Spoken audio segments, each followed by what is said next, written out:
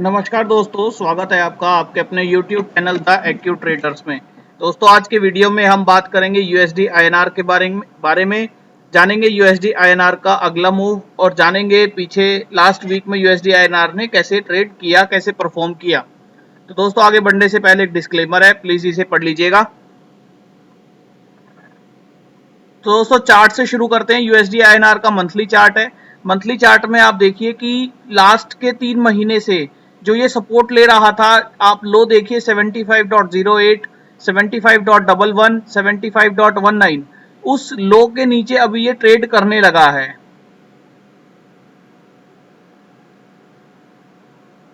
इसके बाद दोस्तों, वीकली चार्ट में भी आप देखिए, यहां इसने लोअर लो वीकली में फॉर्मेशन किया है। लोअर लो के बाद इस कैंडल का हाई जो कि 75.89 है, ये आपका स्ट्रॉन्ग रेजिस्टेंस बन जाता है, क्योंकि आपने देखा यहां भी इसने इसको टेस्ट करने की कोशिश की लेकिन ये फेल हो गया। डेली चार्ट में दोस्तों देखिए, आपको यहाँ बिल्कुल क्लियर नजर आ रहा है, इस कैंडल में इसने इसे टेस्ट करने की कोशिश की लेकिन ये फेल हो गया और अभी ये लोअर लो पैटर्न फॉलो कर रहा है। एक ये स्ट्रॉन्ग कैंडल 2 तारीख का फॉल था, इसके हाई को भी अभी तक ट्रैक नहीं कर पाए हैं।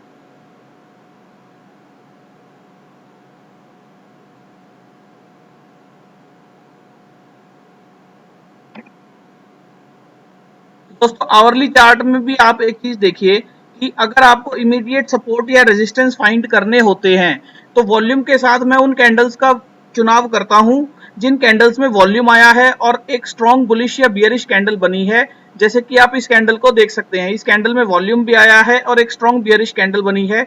इसका हाई है दोस्तों 75.39। उसके साथ साथ आप एक चीज और नोट कीजिए कि इस कैंडल को यहाँ टेस्ट किया गया और इस कैंडल को टेस्ट करने के बाद ये फिर से इसमें एक फॉल आ गया, बियरिश मूव आ गया। इसका मतलब कि यहाँ जो सेलर्स बैठे थे, उन्होंने फिर से इसे पुश नीचे की तरफ कर दिया। तो दोस्तों, इसका जो हाई बनता है, इसका हाई 75.39, यानी सेलर्स ने इस हाई को प्रोटेक्ट किया और यूएसडी आईएनआर को नीचे ट्रेड करने के लिए छोड़ दिया।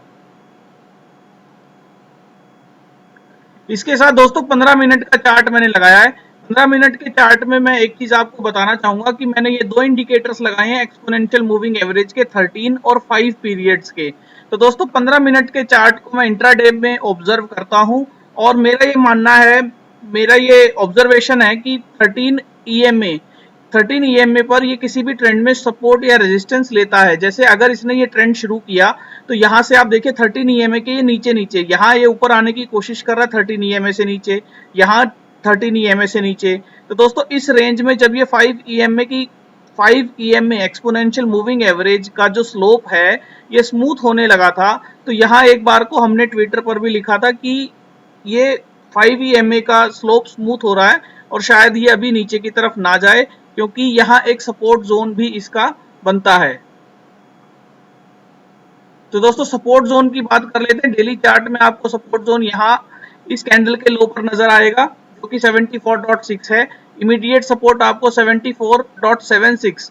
और अभी जो रेंज दोस्तों, ये जो डोजी बनी थी 9 तारीख को जो डोजी बनी थी, इसका लो 75.03 है और इस कैंडल का लो 74.97 है। तो जो मैंने कैंडल का लो आपको सपोर्ट जोन के लिए बताया था, वो इस कैंडल का लो बनाया था डोजी बनने से पहले वाली कैंडल का, जिसने बियरिश मूव दिखाया था। क्योंकि दोस्तों, इस कैंडल ने बियरिश मूव दिखाया, उसके बाद इसने कंसोलिडेट किया और उसके बाद एक अच्छा मूव आया था। तो इस कैंडल का लो मेरे अकॉर्डिंग ब्रीच नहीं होना चाहिए। अगर इस कैंडल का लो ब्रीच होता है तो हो सकता है ये लोअर लो फॉर्मेशन में इस लो को भी टेस्ट कर ले, 74.6 के लो को भी टेस्ट कर ले।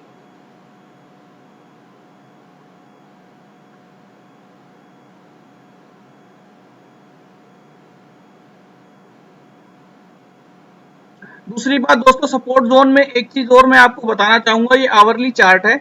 यहाँ आप उस तरह की कैंडल्स देखिए जहां से पुल बैक आया है। जैसे आप ये कैंडल देखिए, यहाँ पुल बैक आया, इसके बाद यहाँ कैंडल देखिए, यहाँ पुल बैक आया। तो इन कैंडल्स के लो को भी, जो एक स्ट्रॉन्ग बुलिश कैंडल है, इनके लोज को भी आप एक सपोर्ट जोन मान सकते हैं, प्रोवाइडेड उसमें वॉल्यूम ठीक ठाक आया हो। जैसे इस कैंडल में वॉल्यूम ठीक आया था, तो इस कैंडल के लो को,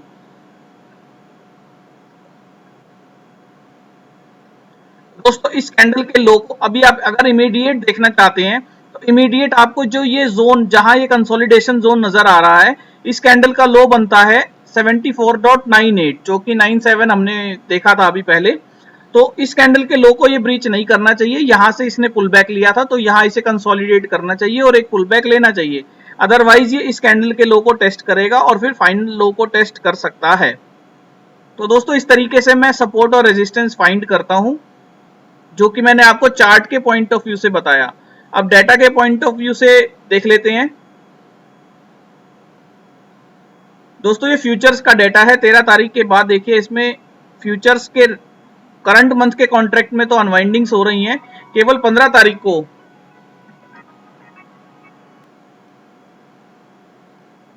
तो दोस्तों इसमें आप देखिए फ्यूचर्स में केवल आपको 15 तारीख में 15 जुलाई में आपको एक बिल्डअप नजर आता है। तो 15 जुलाई का हम डेली चार्ट में देख लेते हैं।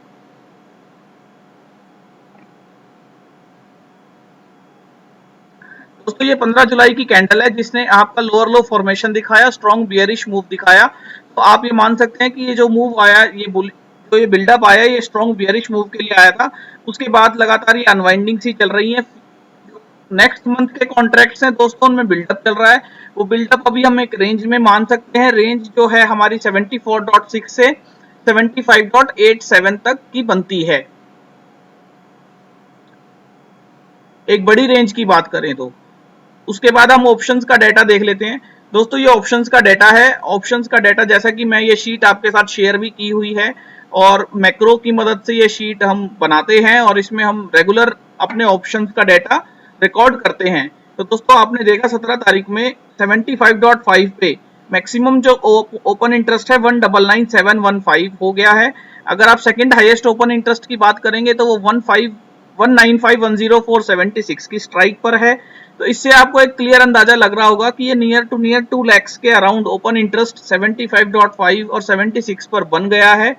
तो इसके साथ साथ दोस्तों आप चेंज इन ओपन इंटरेस्ट देखेंगे तो 20,000 के लगभग कॉन्ट्रैक्ट्स बढ़े हैं 75.5 की कॉल में।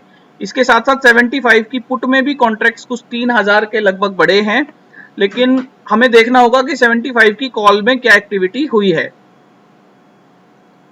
तो दोस्तों मैं आपको एक्टिविटीज दिखा देता हूं। इससे पहले एक चीज और हम देख लेते हैं। इससे पहले टॉप 10 प्रीमियम और देख लीजिए एक्सपायरी के कि 75 में सबसे ज्यादा ट्रेडिंग हुई है, 75 की कॉल में ट्रेडिंग हुई है, 75.5 की कॉल में हुई है। दैट मींस कि आपको अगर ये तीन टॉप की 3 स्ट्राइक्स देखनी हो तो आप 75 की पुट और कॉल में सबसे ज्यादा एक्टिविटी कर रहे हैं और 75.5 की कॉल में एक्टिविटी आप देख रहे हैं। तो दोस्तों 75 का डेटा जो कि इंपॉर्टेंट है वो देख लेते हैं। पुट में आप देखिए, पुट में अभी 1,80,000 के अराउंड कॉन्ट्रैक्ट्स अभी बने हुए हैं। उसके साथ साथ दोस्तों इसका जो वीवैप है वो 20 के लगभग आ गया है। तो अगर हम नीचे ब्रेक इवन मानते हैं तो ऑप्शंस के अकॉर्डिंग 74.8 का अभी इसमें ब्रेक इवन बनता है नीचे की तरफ। इसके साथ साथ दोस्तों कॉल का डेटा आप देखेंगे तो कॉल में 10,000 कॉन्ट्रैक्ट ऐड हुए हैं, जहां पुट में 3,000 के लगभग कॉन्ट्रैक्ट ऐड हुए थे। तो मुझे लगता है कि ट्रेडर्स का व्यू है कि ये अभी थोड़ा नीचे जाना चाहिए या यहाँ कंसोलिडेट करना चाहिए, क्योंकि दोस्तों इसका भी वीवैप आप देखेंगे तो 34 पैसा, तो लगभग 54 पैसा या 50 पैसा दोस्तों 75 के स्ट्रेडल में मिल रहा है शॉर्ट सेलर्स को with in a span of 2 weeks. तो 2 हफ्ते के अंदर यदि 50 पैसे में से दोस्तों 25%, यानी अगर 25 पैसा भी वो बुक कर पाते हैं तो ये एक बहुत अच्छी अपॉर्चुनिटी बनती है 75 को शॉर्ट कर आयरन कॉन्डोर या बटरफ्लाई यहाँ ट्रेड करने की। क्योंकि हम रेंज भी दोस्तों देख रहे हैं कि नीचे 74.6 पे हमारा सपोर्ट भी इमर्ज हो रहा है, 75.5 पे हमारा रेजिस्टेंस भी स्ट्रांग हो गया है। तो ये एक अच्छी अपॉर्चुनिटी बनती है 75 के स्ट्रेडल को ट्रेड करने की विद हेजेस।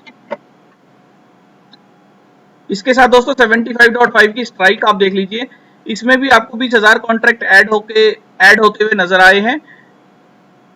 और नीचे की तरफ यदि हम देखें 74.5 की पुट में क्या एक्टिविटी चल रही है तो उसमें दोस्तों आपको अनवाइंडिंग नजर आ रही है, और कॉल में यदि आप देखेंगे तो कॉल में भी आपको कोई खास एक्टिविटी नजर नहीं आ रही। दैट मीन्स कि नीचे की तरफ डॉलर में कोई इतनी अच्छी एक्टिविटीज नहीं है। तो हम ये मान सकते हैं कि अभी डॉलर अपने सपोर्ट जोन में, जो कि मल्टीपल सपोर्ट्स हमें नजर आते हैं, उनमें किसी भी लेवल पे वो सपोर्ट लेके एक बाउंस ले सकता है। पर बेसिकली ये 75 की वैल्यू को खाने की कोशिश ही करेगा, ऐसा हमें लगता है। तो दोस्तों उम्मीद करता हूं आपको ये वीडियो पसंद आया होगा। पसंद आया होगा तो आप अपने दोस्तों के साथ लाइक कीजिए, शेयर कीजिए और हमें बताइए कि आप हमें मेल कर सकते हैं theaccutrader@gmail.com या हमें फॉलो कर सकते हैं @accutrader। लगातार हम स्टेटस डालते रहते हैं। थैंक यू दोस्तों।